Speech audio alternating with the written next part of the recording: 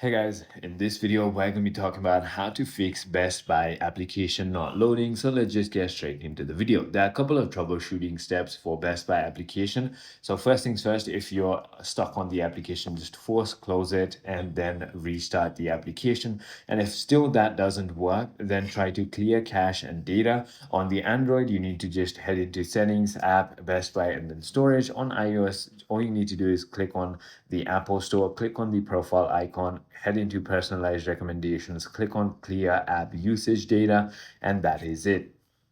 And now, if it still doesn't work, then I would highly recommend you to go ahead and reinstall the application. So hold on your application, delete the app, and then re-download it from your app store. Also, try to check your internet connection because sometimes not having a stable internet connection does make that problem occur. Also, go ahead and try to restart your mobile. It is as simple as that. I hope this video clarifies everything for you. If you have further more queries, feel free to comment down below, and I'll see you on the next one.